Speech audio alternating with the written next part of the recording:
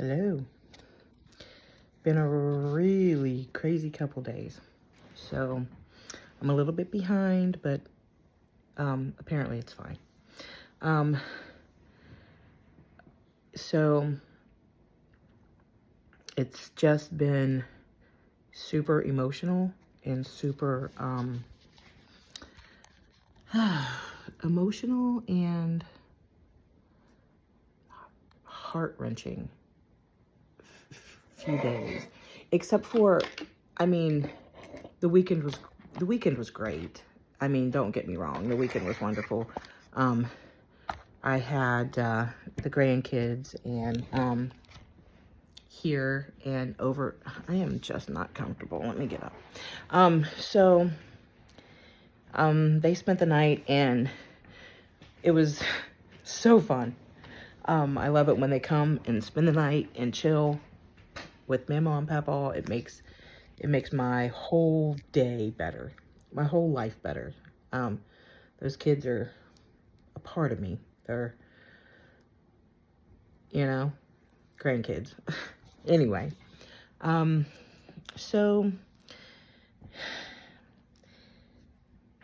it's, I guess, kind of hard to explain, but sometimes there are just times when you have to surrender, and that's where I'm at.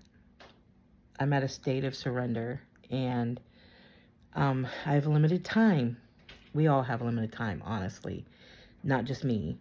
I just have much more limited time than everybody else. Not everybody else. I mean, there's other people who are in the same situation as me, I'm sure. But, look, when I got that news, I went into my mind's eye and I needed to see what it was that I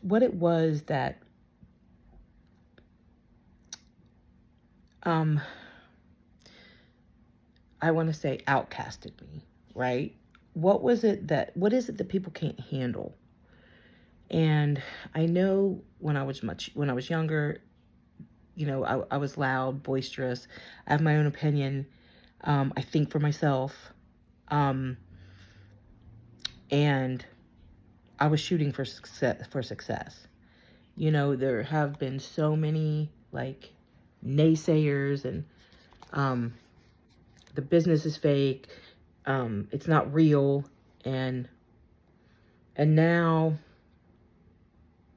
10 years later, we're still rocking it. And that banter has died down. But then there's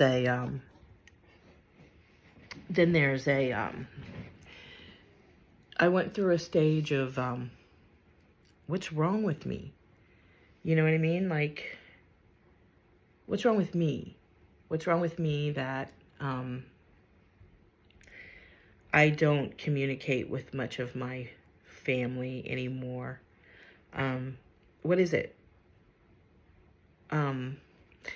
And in counseling, I figured it out. I figured it out with an amazing counselor, transplant counselor, who helps us go through the things that we go through, the survivor's guilt, what we're dealing with, because we have a lot of physical things that we're dealing with, so the emotional and the mental things kind of get pushed on the back burner. But with having so little time, I am going to live that time purposefully and fun and with gratitude and adventure and living my best life. And that is being tested. And it put me in a state after my transplant of what is wrong with me? What is wrong with me? And there's nothing wrong with me. I figured that out. There's nothing wrong with me. It's them. And I set goals and I've achieved them. And I'm me and I'm different. And I have blue hair. I didn't have blue hair back then, but I have blue hair now. God, could you imagine? Oh, I have blue hair. I love it. And we, Lee and I sat last night and had a discussion about some things. And, you know, I'm not setting boundaries. I am closing doors. And I won't let any toxicity come in me or come in my home or in my life, because I don't have time. And finally realizing there's nothing wrong with me.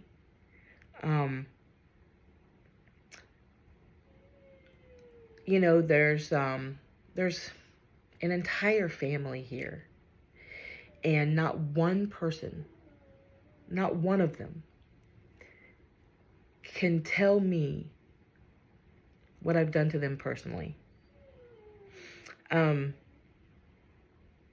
Unless it was like 1995 or 1992 or 1989 or in the 90s, right? Or in the 80s. In the 80s and the 90s, Sherry was a heathen. So you become less of a heathen and more of an adult in your adult life, and the loudness goes away and the boisterousness goes away, or at least calms down. And that's my dog whining at the door. I don't know which one. That's horrible. But yeah, I'm you know, I go through and there's just nothing. There's just nothing. And and if there is something, it's made up. It's not real. So you know, I'm not placing blame. I don't want to place blame. I want to just be free of it. I want to just be free of it. I'm no longer a part of it. So I just want to be free of it. And I don't want to have this contact with anybody who's not in my life at this point, because there's no trust and there's no love, and it's all drama and toxic, and I can't comprehend that. There's too much going on with me. I mean, I've got amazing grandchildren, amazing kids in my life. Man, my 14-year-old son just lights me up. My oldest daughter's pregnant with her first baby, and I get to nurture and love and cuddle this little boy, and spend time with this little boy, and nurture him and give him all the mamaw love I've got, and the other three, and I look forward to waking up every day. And there was a time that I didn't. There was a time that I wanted to end my life. There was a few times I've wanted to end my life. But as the universe would have it, none of those times that I tried to end my life worked. And I just found that I was in heartache and depression and hurt over biological family. And it's hard to be not invited to things and not invited to birthdays and not allowed to come over for Christmas, and um, not allowed to see my grandkids, not allowed to call. So many things that I've had to be okay. Okay, I surrender. Here's the white flag. I'm stepping back here, and I'm gonna be in peace. And I wake up this day, today, um, July 16th, or January 16th, 2023. And I get up and do what I'm supposed to do on Monday morning. I go over to the lab because I get my labs drawn every Monday morning. Lab was closed, it's a holiday. So I went and sprayed, light though this time because last time was a lot. Went and sprayed. We had another little incident here. It's a Band-Aid. This, by the way, is due to my diabetes. Anyway, I've got 3 sick dogs. You know, Cameron's got to get back and forth to hockey practice. I did take my 2 hours today and go to the lash salon and got my lashes filled in. And that's like a 2-hour lay. So it's a good time. It's just chill music and you lay there with your eyes closed and it's awesome. And, you know, I was able to that. We had the grandkids yesterday. Yesterday was my mother's birthday. Today is my brother-in-law's birthday. I was able to get some stuff to my mom and talk to her. And then we had a little dinner for my brother-in-law yesterday. The kids had spent the night, so they were already here.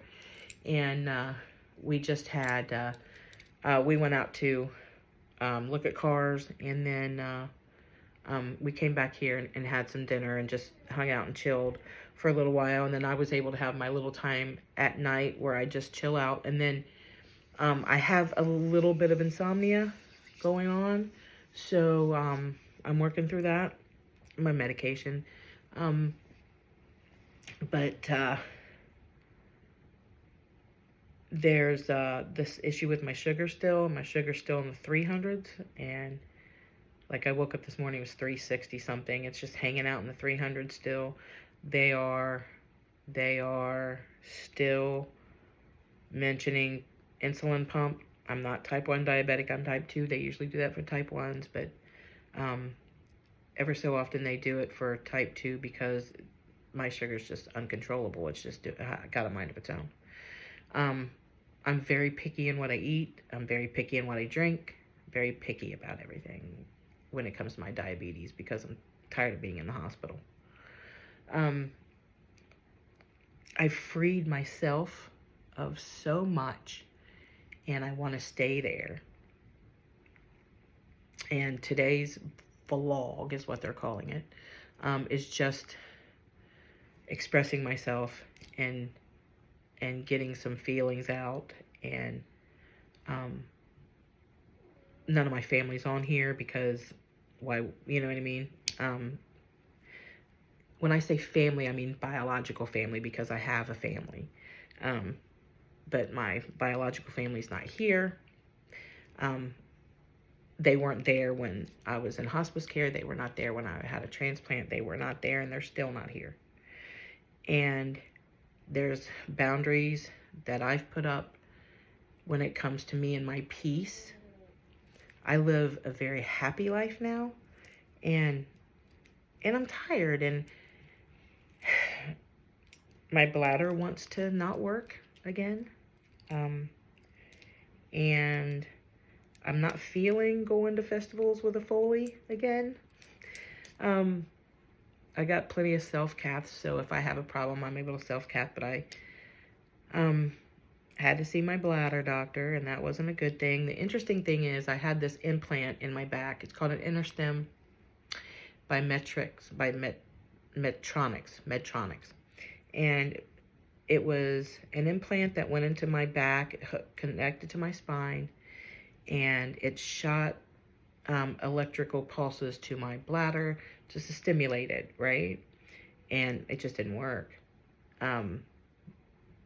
But when I had my transplant, my bladder started working. So, and you know, it was a box. It was a little box on my back under my skin. It was horrible. Like for 2 weeks they had to go in and do the connecting things, the wires. So for 7 days, I had long wires that I had to wrap around and kind of tie and keep tucked because they were connected to my back. They were in my back. And then, I had to go in for another surgery where they put the box in and hooked it up. But I fought them for surgery to get it out, and I got it out. And now my bladder's acting up again. So I don't know what they're going to do about that. I don't know. But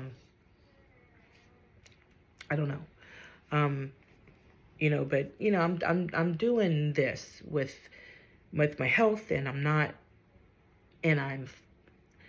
not staying in victim mentality. That's a big thing for me. I'm a warrior and I'm a fighter, and I'm not going to let anything beat me until it's ready to beat me, right? There are a lot of things that I've changed in my life. There's a lot of things I've changed in me. There's a lot of healing I had to do. There's still hurt. There's still some anger that I'm working through. It's mainly hurt.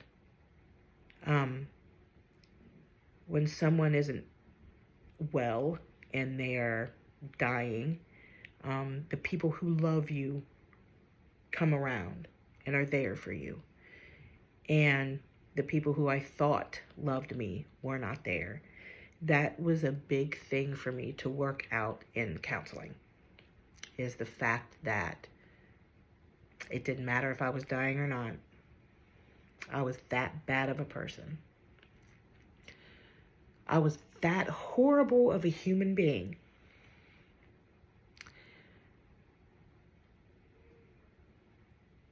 And it isn't real. It's not true, because I'm not.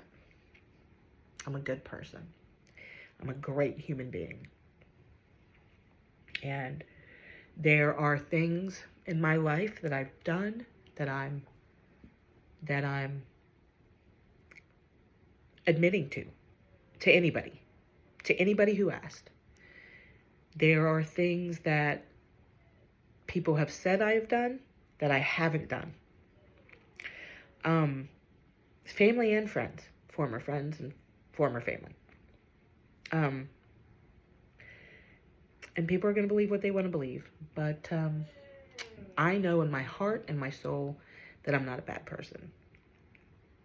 And what I'm going through emotionally is something that I just have to go through to get to the other side. And that's what I plan on doing. But I have to address another thing that I've learned in this so we can move along with this documentary. And it's something I've learned that it's so important is learning me, loving me, taking care of me is the key to just about everything. It's how I treat my family, how I treat myself is how I treat my family, my son, my grandkids, my husband, my brother-in-law. So I have to treat me good because I want to treat them good. There's just some things out there in the world that some people have said that I've done, and that's okay. That's okay. Because if you know me, then you know better. And it's not something that I feel like I have to prove to anybody anymore. And I'm not going to. However, there will be a polygraph involved in this documentary I'm excited about. And what's going to happen when the real truth comes out? And you're like, oh, really? She didn't do that. Huh. I based all of my judgment on that. All of it. All of my judgment on her. That's fine. I don't care. I don't want to know. I don't want to know. I don't want to think it. I don't want to hear about it. I don't care. I just don't care. I've lost all care about it. I welcome in my life peace, calmness, responsibility, love, no judgment. You hear my dog? My dog loves me. I love me. My son loves me. My daughter loves me. My grandkids love me. So many people love me. I feel it. I know it. And then all those people is where I put my energy into. And I'm not putting my energy into sickness, disease, anger, frustration. I just want to be left in peace. That's all. I want to be left in peace. I do not want to be a part of the drama. I do not want to be a part of the gossip. I do not want to be a part of the lies. I just want to be in peace. I'm not stopping. I'm gonna go until I can't go anymore. And I've learned to stop being a victim. I used to live on the fact that I had a rough life, y'all. My father didn't even come to the hospital when I was born. He didn't. He was an alcoholic. And he was abusive. And he walked out on us when I was 5.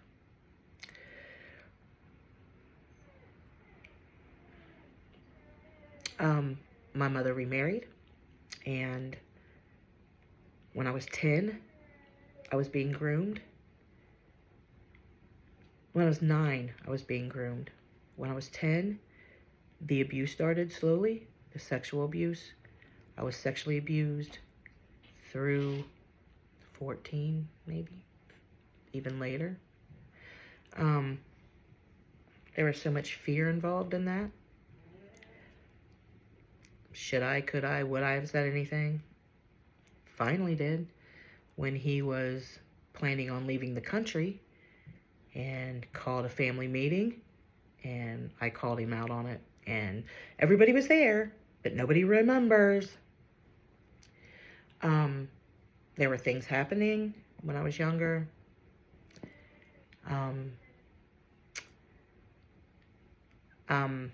I put my energy into a young boy when I was 15, and when I was 18, I had put all my trust in the kid, and he was my boyfriend, and we were inseparable, and I trusted him with everything I had in me because I didn't trust people, because I was being abused. When I was 18 years old, I found him on top of another girl, and I was crushed. And when I was 19, I got married. When I was 20, I got pregnant. And my son was stillborn, so I had to bury a son. I was in an abusive marriage. I was beat up a lot. And I had to get out of there. It took me 13 years, and I got out. And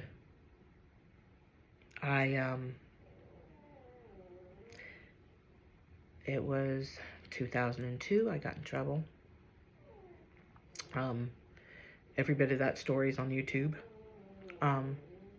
on our business channel.